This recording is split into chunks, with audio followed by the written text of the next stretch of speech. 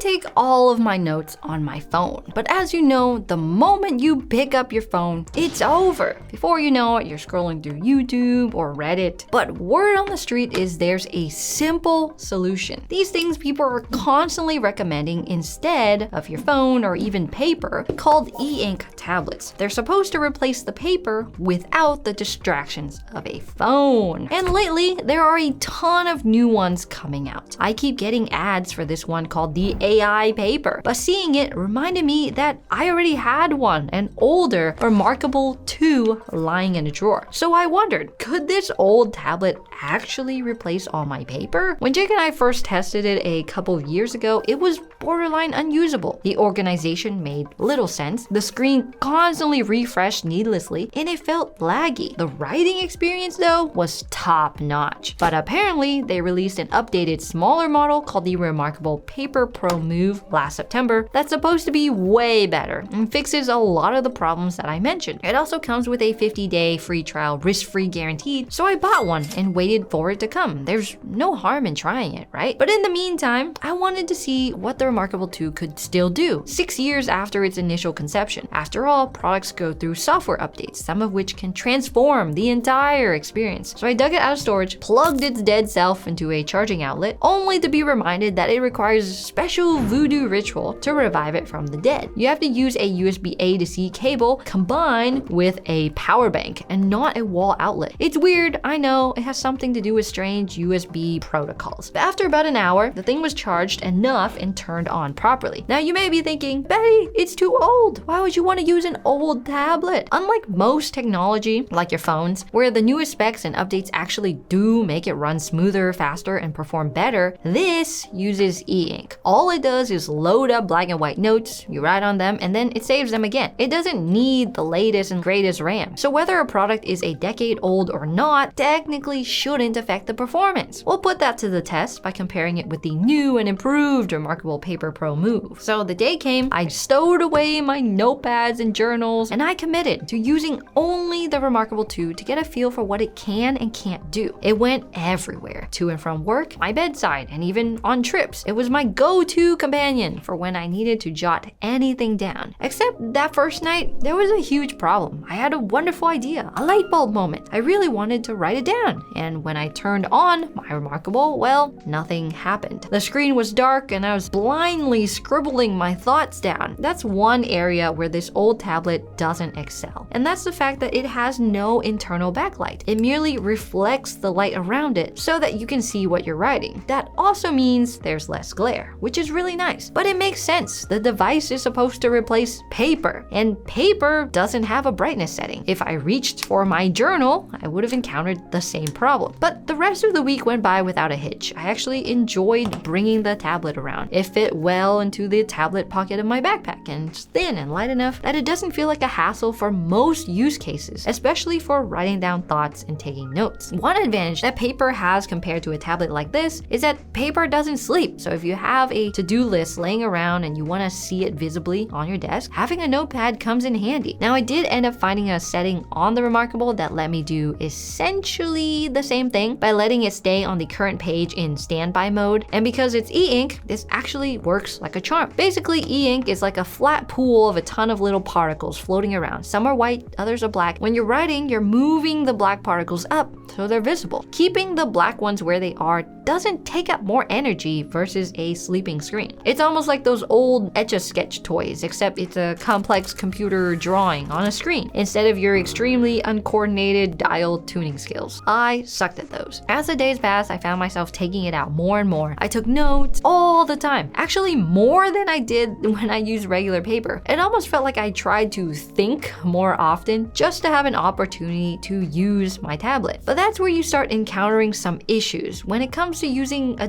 digital device to replace paper. There's one action that you just cannot digitally replicate, and that's quickly flipping through pages, like how you would a thick book to casually find something you need quickly. It may not be a problem with only 20 pages in a notebook, but once you cross 100 pages, things start getting lost in that digital void. There are folders, tags, and notebooks you can use to solve this problem, but in life, you might have bigger problems. When you're over 30 and confronted by your own mortality like myself, you can't be putting off your health like you used to. When I first started running, I'd get super sore, but I kept on running and running. Turns out I had tendinitis. The joy of aging. But let's be honest, finding and booking an appointment with a doctor is so frustrating. By the time they get back to you, they tell you they're fully booked for months. But with the help of Zocdoc, today's video sponsor, you can find and set up an appointment with a doctor in minutes. Zocdoc is a free website that helps you find over 150,000 doctors from PCPs, dentists, and specialists all over the US, including you, Hawaii and Alaska. Not just any doctor either, but doctors who actually listen, care, and take action for your health instead of brushing you off and telling you to just lose weight. And we all know how many different insurance plans there are out there and how frustrating it is when a specialist isn't in your network. But with Zocdoc, you can find those in-network doctors from over 1,000 different insurance plans. And every doctor on Zocdoc even has verified reviews written by real people with real experiences. And when you think you found the right doctor, making an appointment is easy and approved within up to 72 hours. You can book an in-person appointment, or you can even schedule a same-day video call. Visit Zocdoc.com/switch-and-click or click the link in my description to find and instantly book a top-rated in-network doctor today. Big thanks to Zocdoc for sponsoring the video and for helping us all take care of our health. The experience didn't feel old or laggy. It's not like turning on a 10-year-old laptop only to realize it can't even open up the latest version of Chrome. In fact, this felt like the opposite. The writing experience felt just as smooth as it did a couple years ago. It didn't feel laggy because the lag is built in. Well, a couple days afterwards, the remarkable Paper Pro had arrived. So how would it feel moving from the old one to the latest one? Would the upgrade truly make a difference in the experience? Would it feel more paper-like? Well, the box was made completely out of recycled material, plus there was no tape to peel off. It was just a quick rip of paper, and within another box was the device itself, a USB-C cable and some replacement pen tips. Now this comes with a new pen, one that looks slightly different than the original. The pen tip is a little more pencil-like instead of having a fine ballpoint tip, and the back end looks like what may be an eraser. I sure hope so, since that was missing from the original one. So I pressed the on button, and thankfully it had pretty decent battery life, around 80%. Setup was quick and simple. I breezed through it and even got it to update to the latest version. So the Move is slightly thicker than the original, but it still keeps the on-off button on the top left. A little bit of a bummer. It definitely makes more sense to keep it on the right. Since you're holding your tablet with your left, you're reaching for the pen with the right hand, so pressing it here is easier. The size, it's also bigger than I thought it'd be. Many pictures make it look like it would be the same length as the width of the Remarkable, and it's sort of is, but it has a huge neck at the bottom here. I guess that's where your thumb goes when you're holding it to support it. Now, the moment of truth came. The big kahuna. Would the new version feel any different? So I made a new notebook, laid my tip to the screen, and I started writing. Surprisingly, the pen to screen situation felt a bit smoother than I expected. Less paper-like, a little more glass-like. But with that being said, my old nib was down to its very last centimeter, so that could have added a lot more friction. Now, replacing the old nibs costs $34 for a batch of 25. It sort of sounds like a lot, but I found a titanium nib for $10, and those promise to never wear out. Unfortunately, the new titanium nibs are ultra smooth, and they resemble more of a gel pen than a fountain pen like friction. But nonetheless, I never have to replace them, so I take that as a win. Anyways, one of the biggest features about the new Paper Pro is the color. The majestic ability to use colors when taking notes, drawing, or even coloring. So I selected the pen tool, and there they were, the vast selection of 9 colors. You get black, gray, white. Honestly, it's more like there's 6 colors because those don't count. So there's blue, red, green, yellow, cyan, and magenta. The selection is pretty limited, but it makes sense. If eInk is just colorful particles floating in a pool, then 9 colors actually increases the pool density by a lot. I got my blue out, drew some weird designs, and after lifting up my pen for a bit, they flashed. Interesting. The technology vexes me, but as you're drawing in color, you'll see a trail of black that follows the pen pen until it saves. It's like saving the image in a way. But I gotta admit, using color is fun. It makes me want to doodle, but maybe that isn't such a good thing, especially when I'm the type to doodle when I get bored or when I stop listening in meetings. You know, the kind where you start filling in the closed spaces of your letters like A and O and E. Maybe you're one of those people that doodles to focus. This is a win-win for you. In any case, the color has to provide some kind of value beyond entertainment. And over the next couple days, that was my focus. Well, not to entertain myself with colors, but to truly see, is it worth the extra $250 to get more colors? Aside from color, what other things is this bringing over the older Remarkable 2? Here's a big one, backlight. Yep, you can now write in the dark. There are a total of 5 brightness settings, with the option to turn it off completely, which is pretty nifty since you can save battery if you find yourself using it in a bright room anyways. But when it is dark, like say trying to write my genius light bulb idea in bed, the backlight is here to save the day. Now, it doesn't seem like there's a big difference between brightness settings, but at night, you can really tell. There was one thing that really redeemed itself. The neck, which initially made no sense, lets you use the tablet in landscape mode. So instead of being limited to using it like a notepad lengthwise, essentially, you're getting the full paper size just in bite-sized chunks, all with a convenient grip.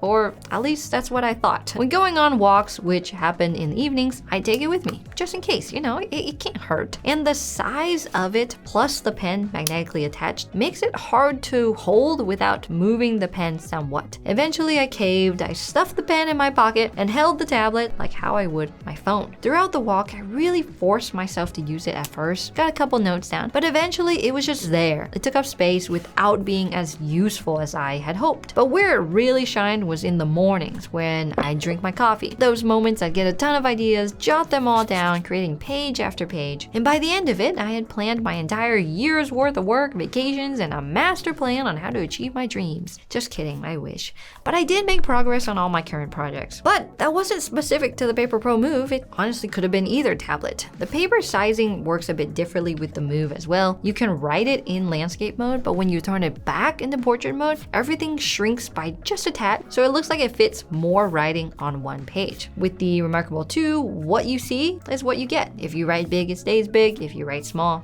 it stays small. But it's not all rainbows and butterflies. After you end up with a ton of notes on your device, they all just sit there like in a notebook. Now, there are ways to transfer them to your PC or your laptop. The first option I saw is something called Connect that exists in the settings. It lets you pair to your desktop or the mobile app, but after setting everything up, I realized it's a paid subscription service. For $3.99 per month, you get to store your work in the cloud amongst a whole host of other features. Now, in the chart, it says you can view notes in their app without paying. But I only got as far as the verification screen. After that, none of my notes appeared despite the device saying no syncing errors found. I restarted hoping it would fix it, but even that didn't work. But it's okay, there were other ways to solve this problem. One was just to email an individual page to myself. Cool, that's not too bad. What am I saying? Yes, it is. I have over 100 pages. There has to be a faster way. And after digging around, there is. You can send all your notes to a cloud storage service like OneDrive, Google Drive, or Dropbox. It even lets you open PDFs already on the drive to mark up as well. There's only one problem though. You have to send the files back and forth every single time something changes. It doesn't just sync.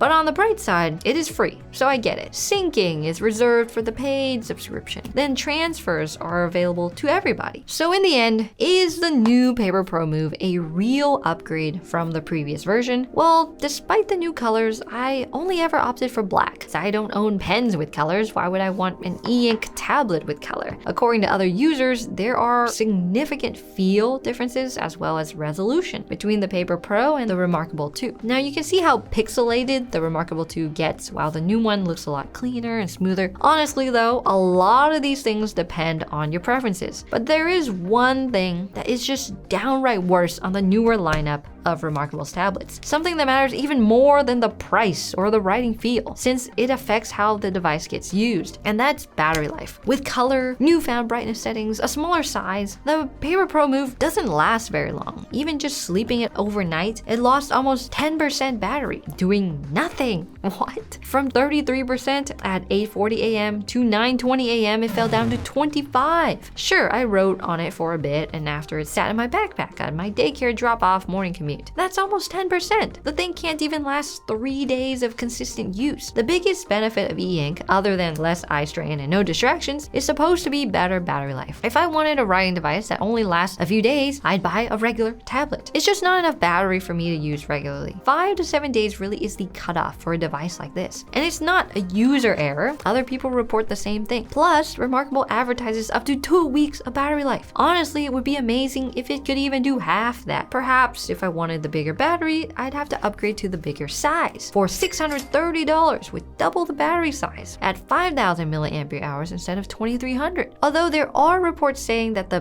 Big Paper Pro has the same issues. So at the end of the day, while I'm glad I tried it out, an extra $200 for the new one just isn't worth it to me. The 6-year-old Remarkable 2 performs just as good, if not better, for what I'm using it for. It does a job, it does it well. So why upgrade? Sometimes it's about making do with the current tech that you have, or even taking advantage of the falling prices of older tech. If this has taught me anything, it's that having a single device for writing, it does make a difference. It's like how removing the sweets from your pantry makes you eat less sugar. In a way, having a writing tablet makes me want to write more notes. It wants me to take time to think, go on walks. But in this case, there was never a need to upgrade in the first place.